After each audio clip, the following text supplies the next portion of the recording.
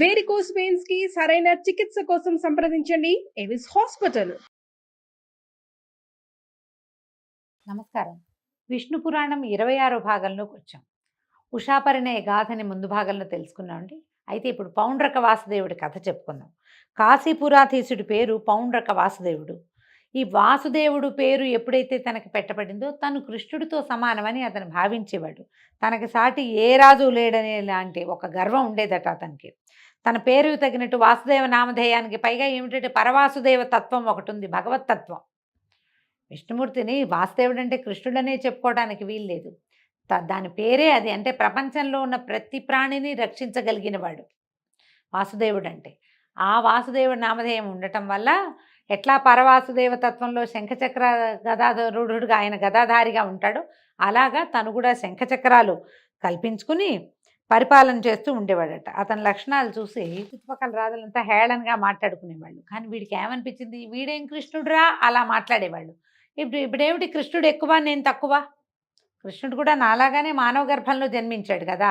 అందుకని కృష్ణుడి మీద ఒక పగ కలిగింది. ఇప్పుడు ఇదండి, దీనికి ఒక ప్రత్యేకమైన విషయం చెప్పుకోవాలి మనం. కలి సమీపానికి వచ్చేసేసరికల్లా కలిపురుష లక్షణం ఏంటంటే భగవంతుని మీద పగే కలిపురుష లక్షణం. సర్వసమృద్ధి కలిగినటువంటి ప్రపంచాన్ని ఎవరు నిర్మించారో అతనిని ధిక్కరించటమే కలి యొక్క లక్షణం. ఈ కలికి ముందు భాగాల్లో ఉన్న వ్యక్తుల్లో కూడా ఇలాంటి లక్షణాలు కొన్ని కనపడ్డాయి. అయితే ఎక్కువ మంది లేరు. అలాంటి వాళ్ళు ప్రత్యేకంగా పేర్లతోటి చెప్పదగిన వాళ్ళు మాత్రమే ఉన్నారనమాట. వాళ్ళలో శ్రీకృష్ణుడికి సంబంధించిన వాళ్ళు, భగవంతునితో కలిసి జన్మించిన వాళ్ళు, ఆ కాలంలో జన్మించిన వాళ్ళు, సమకాలీనులు కూడా కొంతమంది ఉన్నారు.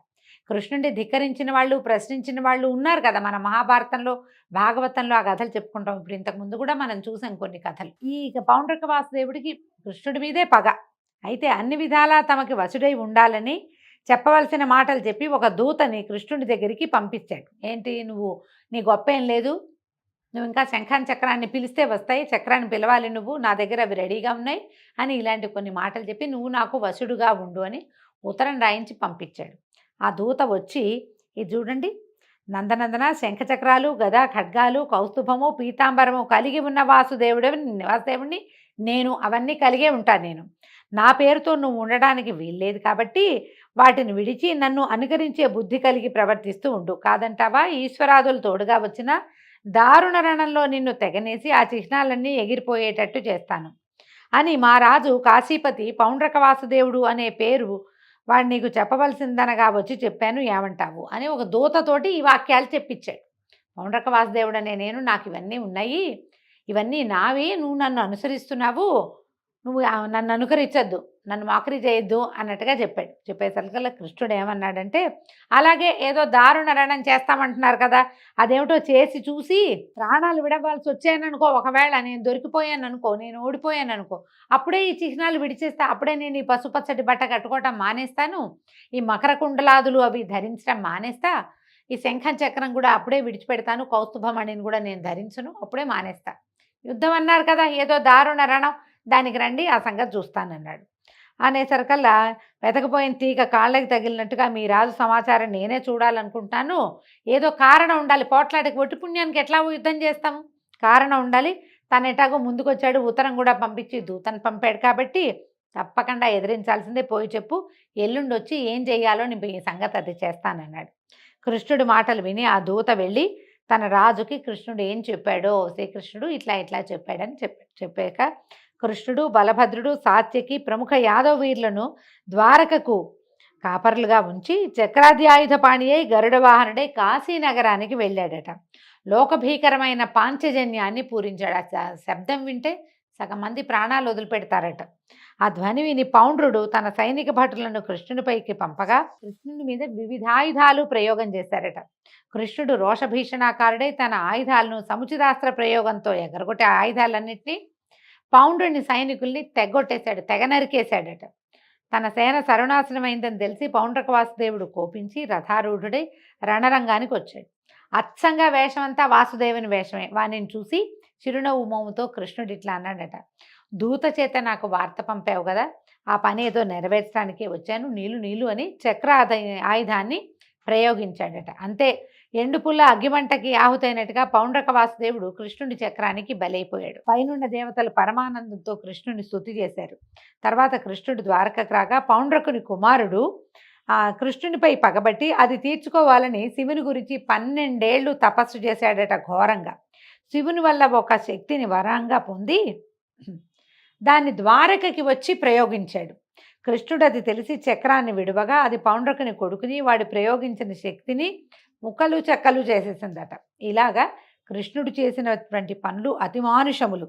అలాగే బలభద్రుడు చేసిన పనులు కూడా వర్ణనాతీతాలైన కార్యక్రమాలు చేశాడు. దుష్ట శిక్షణ, శిష్ట రక్షణ, ధర్మ సంస్థాపన లక్ష్యంగా ఇలపై అవతరించి ఆ విష్ణువు చేసిందంతా ధార్మికమే. ఆత్మబంధువైనా సరే అధర్మ మార్గాన ప్రవర్తించాడంటే వానిని సమూలంగా నాశనం చేసిన ధర్మమూర్తి శ్రీకృష్ణుడు. దేవాదులకు కూడా ఆశ్చర్యుని ఆనందాన్ని కలిగించే పనులెన్నో చేశాడు. దుష్ట శిక్షణ చేసి భూభారం తీర్చడమే లక్ష్యంగా నారాయణుడు ద్వాపర యుగాంతంలో కృష్ణునిగా యదువంశంలో జన్మించాడు. పాండవులకు కౌరవులకు ఆస్తి పంపకం నెపంతో కలహం కలిగించి ఉభయ పక్షాలని యుద్ధానికి సిద్ధం చేశాడు. ఇరు వర్గాలకి తోడుగా ఇలపై గల రాజులు ఎందరో వచ్చారు. మొత్తమంతా 18 అక్షౌహిణుల బలగం. తన పర అనే భేదం లేనివాడే అర్జునునికి రథసారథి అయి 18 దినాలు పోరు ఘోరంగా జరిగేటట్టు చేశాడు. సర్వనాశనం కూడా అయ్యింది. అలాగే యాదవులను చూస్తూ పరస్పరం వైరం కలిగించి వాళ్లలో వారు కొట్టుకు చచ్చేటట్టుగా చేశాడు. చివరికి తన అన్న బలరాముడు పరమపదానానికి వెళ్ళిపోయారు. అలా చెప్పగా మైత్రేయుడు మహాత్మా, ఆపదల్లో ఉన్నవారిని ఆదుకునే కృష్ణుడు తన వంశీయులకే కలహాన్ని పుట్టించి చంపటమేమిటి? బలరామ పద్ధతి ఏది? ఆయన ఎలా వెళ్ళాడు? ఎక్కడికైనా పరమపదానికి ఎలా వెళ్ళాడు? అది ఏదో వివరించమని కోరుతూ ఉంటే పరాశరుడు ఇట్లా చెప్పాడట. ఇది మౌసల పర్వం అండి, మహాభారతంలో మౌసల పర్వం. ఈ మౌసల పర్వం గురించి ఒక వీడియో కూడా చేశాం, మన ఛానల్లో ఉంది, చూడండి. అది ప్రత్యేకంగా కనపడుతుంది. కృష్ణ అవతారం సమాప్తి ఎలా జరిగింది అనేది మౌసల పర్వంలోనే కనిపిస్తుంది. అది ఇక్కడ చెప్పబడింది. యాదవులు ఇంద్రాదులకు కూడా తేరి చూడరాని బలపరాక్రమాలతో మితిమీరి ప్రవర్తించడం చూసి కృష్ణుడు ఇట్లా అనుకున్నాడట, వీళ్ళని అంతమొందిస్తే గానీ భూభారం తీరదు, ఆ పని చేయవలసిందే అనుకుంటూ ఉండగా దూర్వాసుడు కృష్ణ దర్శనం చేయాలని ద్వారకకి వచ్చి ద్వారం దగ్గర నిలబడి తన రాక కృష్ణుడికి చెప్పవలసిందని అక్కడున్న యాదవ కుమారులతో చెప్పారట. వీళ్ళు ఈ పని చేయకుండా దైవ నిర్ణయం వల్ల కృష్ణుని మనవడైనటువంటి సాంబుడికి గర్భవతి వేషం వేసి దూర్వాసుని ముందు వద్దకు తీసుకొచ్చి, అయ్యా దీనికి కొడుకు ఎప్పుడు పుడతాడు అని అడిగారట. అడగంగానే అసలు విషయం గ్రహించినటువంటి దూర్వాస మహాముని కోపం ప్రకటించే చూపుతో చూసి, దీనికి కొడుకు పుట్టడు, ఇనపరోకలి దీని కడుపులోంచి వస్తుంది, వెంటనే యుద్ధం ఆరంభం అవుతుంది, దానివల్ల ఘోర యుద్ధం జరుగుతుంది, యదువంశమంతా నశిస్తుంది, నా మాట బ్రహ్మ కూడా నా మాటని తప్పించలేడు, వీడు ఆడది కాదు, ఇది గర్భవతి వేషం, పొండి మూర్ఖులారా, మీరు మూర్ఖులు, చావడానికే పుట్టారు మీరని వెళ్ళిపోయాడు. ఆ యాదవ కుమారులు భయభ్రాంతులే కృష్ణుని వద్దకు వెళ్ళి జరిగింది చెప్పారు. ముని శాపానికి ఎదురీత చేయగలడు, కానీ చేయడానికి ఇచ్చగించలేదు కృష్ణుడు. చేయగలడు ఆయన, కానీ ఇదేమిటి, యదువంశ నాశనం ఎలాగూ తప్పదు, వీళ్ళు శాపగ్రస్తులు వీళ్ళు. కాబట్టి ఈ సమయంలోనే వీళ్ళు మదంతో కురుక్షేత్రంలో గెలిచిన వాళ్ళం మేమన్న ధోరణితోటి ప్రవర్తించటాన్ని దాన్ని చూసి కృష్ణుడు ఈ నిర్ణయాన్ని తీసుకున్నాడు. అందుకని ఏమన్నాడు, కొత్తగా వింటున్నట్టుగా ఆశ్చర్యపోయాడు, ఏమీ తెలియనట్టు ఉండిపోయాడు. తర్వాత పౌరులు బంధువులు వచ్చి పరి విధాలుగా ప్రార్థించిన మాట్లాడకుండా ఉండిపోయాడట. కొద్ది రోజుల్లో సాంబుని కడుపులోంచి దూర్వాసుని కోపానికి శాపం అన్నట్టుగా కడుపు చీల్చుకుని ఒక ఇనప రోకలి బయటకు వచ్చిందట. దాన్ని వీళ్ళు ఏం చేశారు, ఉగ్రసేనుడి దగ్గరికి తీసుకెళ్లారట యాదవ కుమారులు. ఆయన మాత్రం ఏం చేశాడు, బాగా ఆలోచించి అందరిలాగా విచారించి కాసేపు అయ్యాక చెప్పాడు, దీన్ని సానబట్టండి, ఆ రజను ఏదైతే పొడుస్తుందో సముద్ర జలాల్లో కలిపేసేయండి, అప్పుడు ప్రమాదం ఉండదన్నారు. అనేసరికల్లా మంత్రులు ఏం చేశారట, దాన్ని బాగా ఇచ్చేసి అరగదీసి ఆ రజనంతా సముద్రంలో కలిపించారు.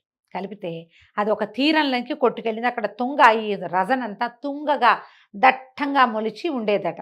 అయితే ఈ అరగదీసిన రోకలి ముక్క ఒక చిన్న ములుకు లాంటిది ఉండిపోయింది. దానివల్ల వెళ్ళగాక ఒక పడవలో దాన్ని తీసుకుపోయి సముద్ర మధ్యంలో వదిలిపెట్టించాడు.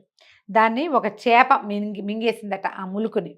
ఒక జాలరి ఆ చేపను పట్టుకుని దాని పొట్ట కోస్తే, చేపని కోసినప్పుడు దాని పొట్టలోంచి ఈ ఇనప దింత ములుకు లాంటిది బయటపడింది.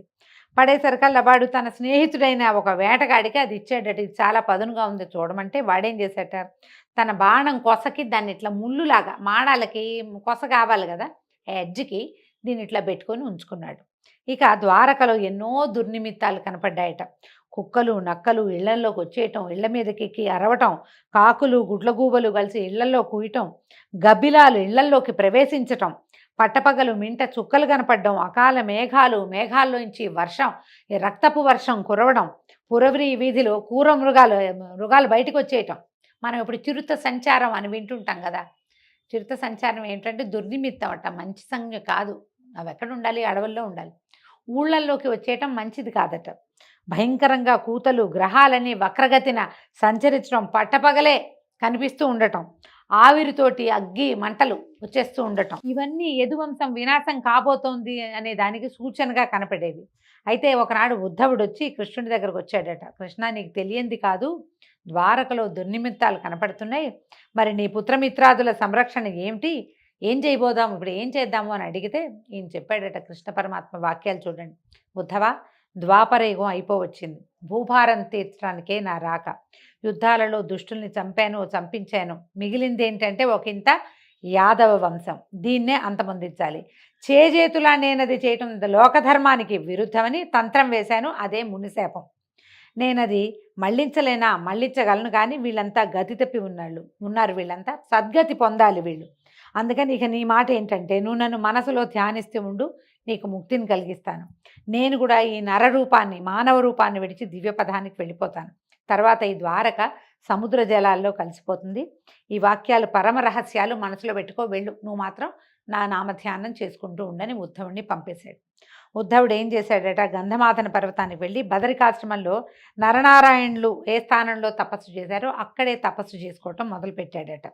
ఒకనాడు దేవదూత అమరావతి నుంచి కృష్ణుడిని దర్శనానికి వచ్చి ఇంద్రుడి మాటగా ఏకాంతంలో చెప్పాడట, దేవా, నువ్వు మహాత్ముడివి, భూభారాన్ని తీర్చడానికి మానవుడిపై ఇల మీద జన్మించావు. తర్వాత వాళ్ళకి మానవులకి కలహాలు కలిగించి యుద్ధాలు మహోద్ధతంగా చేసావు. ఆడవాళ్ళు తప్ప మగ పురుగులు లేకుండా చేసేసావు. ఇక మిగిలిన వాళ్ళు మీ యాదవులు, వీళ్ళను కూడా అంతమొందించి ఇక నువ్వు పరమపదానికి చేరవలసిందిగా కోరుతున్నాను. కాలగమనాన్ని లెక్కించాలి. నువ్వు 100 ఏళ్లకి మించి భూమి మీద ఉండటం భావ్యమా అంటే 100 ఏళ్ళు లేవు కృష్ణుడికి అని చెప్తోందండి పురాణం. కొంచెము మన మహాభారతం లెక్కల ప్రకారం కాస్త అటు ఇటుగా లెక్క పెడితే ఒక 130 సంవత్సరాలు అలా ఉన్నట్టు కనిపిస్తుంది. మరి ఈయన 100 ఏళ్లకి మించి ఉండద్దు అని ఈ విష్ణు పురాణంలో చెప్పబడింది.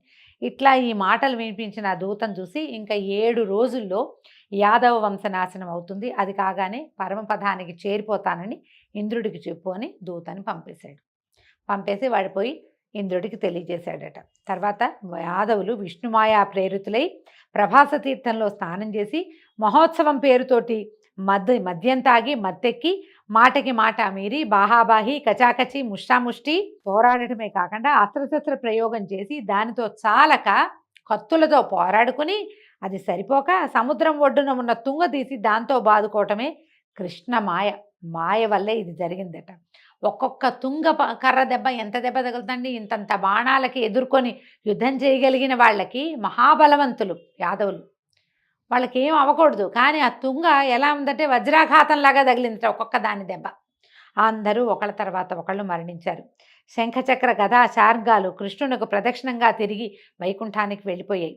తర్వాత కృష్ణుడు అన్నతోటి రథం ఎక్కాడట. దారుకుడు అల్లనల్లన రథం నడిపించి సముద్ర తీరానికి చేర్చాడు.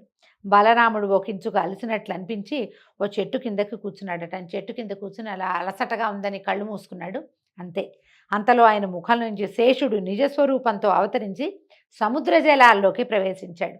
సముద్రుడు సముచిత రీతిని ఉపచారం చేశాడు. వాసుకి మొదలైన నాగపతులు వచ్చి స్వాగతం పలికారు. శేషుడు వారందరినీ ఆదరంతో చూసి వారితో కలిసి అమరలోకానికి వెళ్ళిపోయాడు. అప్పుడు కృష్ణుడు దారుకుణ్ణి చూసి, దారుక, నువ్వు ఇక ద్వారకకి వెళ్ళు, నేను మరి నగర ప్రవేశం చెయ్యను, పైలోకానికి నేను వెళ్ళిపోతాను, నువ్వు వెళ్ళి ఉగ్రసేనుడు ఇంకా ఉన్నవాళ్ళు అక్కడ ఎవరుంటే వాళ్ళు వినేలాగా చెప్పమన్నాడు.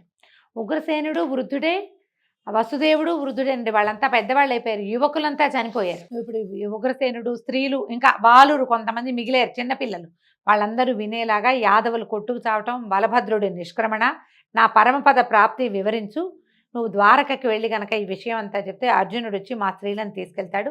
అతను వెళ్ళగానే ద్వారక సముద్రంలో కలిసిపోతుంది.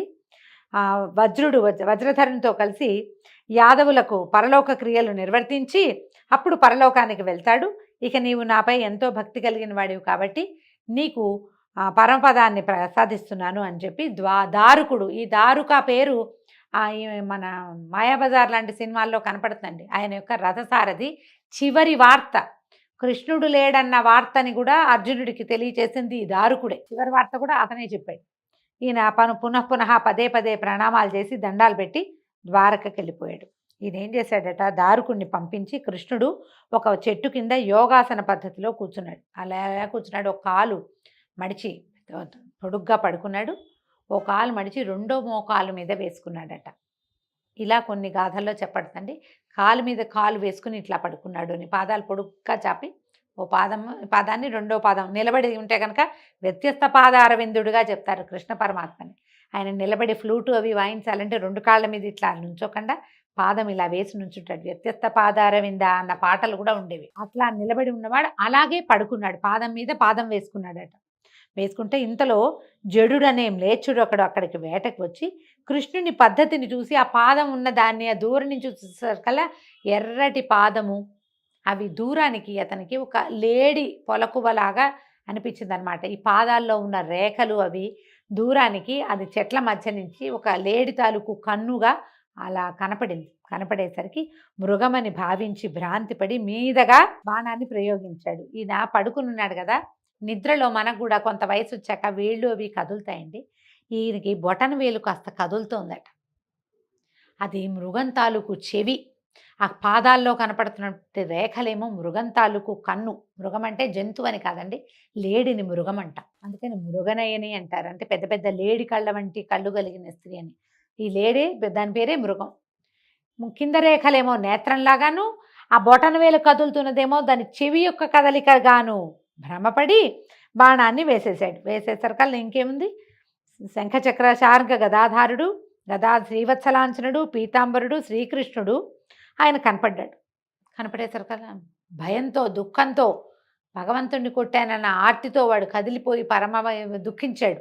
దుఃఖించి ఏం చేశాడు, పాదాల దగ్గర పట్టుకున్నాడట. వంగి వంగి నమస్కరిస్తే వాడి భక్తికి ప్రసన్నుడై పరమపద నివాసాన్ని అనుగ్రహించాడట. వెంటనే దివ్యపురుషులు వచ్చి ఆ కిరాతుడిని తీసుకుపోయాడు. ఒకంతసేపటికి గరుత్మంతుడు రాగా శ్రీకృష్ణుడు యోగాసనాన్ని చాలించి గరుడ వాహనుడై సురల అభినందనలకు ఆనందిస్తూ స్వస్థలానికి వెళ్ళిపోయాడు. ఎప్పుడైతే ఈ దెబ్బ తగిలిందో తగిలిన వెంటనే కృష్ణుడు వెళ్ళలేదు. పరిగెత్తుకొచ్చినటువంటి కిరాతుణ్ణి అనుగ్రహించిన తర్వాతే ఆయన పరమపదానికి వెళ్ళాడని విష్ణు పురాణంలో చెప్పబడుతుంది. దారుకుడు నగరంలోకి ప్రవేశించి వసుదేవునకు, ఉగ్రసేనునికి, పౌరులకి అందరికీ చెప్పాడు. యాదవుల మృతి, బలరాముని గమనము, శ్రీకృష్ణుని స్వస్థానగతి విని వారంతా ఎంతో చింతకి లోనై ఉండగా ఆ సమయంలో కృష్ణుడిని చూడాలనే కోరికతోటి అర్జునుడు వచ్చాడు. దారుకుడు ఈ మొదల జరిగినవన్నీ చెప్పగా అతను మిగులు దుఃఖించి ఉగ్రసేన వసుదేవులతో కలిసి బలభద్ర వాసుదేవుల కళేబరాలు చూసి మనసులో అనుకున్నాడట, సృష్టి స్థితిలయాలకు కర్త అయిన వాసుదేవుడు సముద్ర తీరాన ఏకాకిగా ఎవరూ తోడు లేకుండా ఒక కిరాతుని బాణాలకి గురై ప్రాణం విడిచాడా అకట అని ఎంతో విచారించాడట. తర్వాత శ్రీ రుక్మిణి సత్యభామాదులు యనమండ్రు కృష్ణునితో సహగమనం చేశారట. అలాగే రేవతి అగ్నికి తన తనువు నర్పించి బలభద్రుని అనుగమించింది. దేవకి వసుదేవులు, ఉగ్రసేనాది బంధువులు కూడా అలాగే వెళ్ళిపోయారు. అర్జునుడు వ్రజుడి చేత ఆ యాదవులకు పరలోక క్రియలు చేయించి ద్వారవతికి వచ్చాడు. అందరూ చూస్తూ ఉండగానే ఈ పారిజాతం రివ్వున ఎగరి గాలిలో కలిసిపోయి అమరావతికి వెళ్ళిపోయింది. ద్వాపరం ముగిసింది. కలిప్రవేశ లక్షణాలు కనపడడం మొదలుపెట్టాయి. ఇలా అయిన తర్వాత ఏం చేశారు, ద్వారకలో ఉన్న వాళ్ళందరినీ తీసుకెళ్ళి ఈయన ఒక రమ్యమైన ప్రదేశాన్ని, శుభ్రంగా ఉన్న ప్రదేశంలో ఉంచాడట. ఆ సమయంలో కృష్ణుని అంతఃపురం తప్ప మిగిలిందంతా సముద్ర జలాల్లో కలిసిపోయింది. అయితే వాసుదేవుడు భక్తవత్సలుడు గనక అక్కడ ప్రత్యక్షంగా స్వరూపంలో ఉంటాడట. ద్వారకలో ఆయన నడిచాడు, తిరిగాడు, అక్కడే పడుకున్నాడు. అక్కడే ఎన్నో రకాలమైన ఎంతోమందికి ఆశ్రయం ఇచ్చాడు, రక్షణ ఇచ్చాడు, ఎంతమందినో కాపాడాడు, కరుణించాడు, కోరిన కోరికలు తీర్చాడు. ఎంతమందితో కలిసి ఆటలాడుతూ నవ్వుతూ ఎంతమందితోటో కలిసి ఉన్నాడు. కాబట్టి ప్రత్యక్ష స్వరూపంలో ద్వారకా నగరంలో ఉంటాడని చెప్తారు. అందుకని అది పుణ్యక్షేత్రమైంది.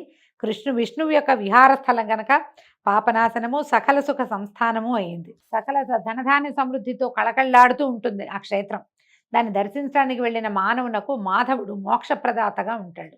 ఆ తర్వాత ఏం జరిగిందో చూద్దామండి. అంటే అర్జునుడు కృష్ణుడి యొక్క మిగిలిన భార్యలందరినీ తీసుకెళ్ళాడు. ఆ తీసుకెళ్తున్న సమయంలో ఏం జరిగింది, ఎలా ఈ విష్ణు పురాణం ఇంకా కొంచెం ముందుకెళ్తుందో రేపు ఉదయం తెలుసుకుందామండి. అంతవరకు సెలవు. నమస్కారం.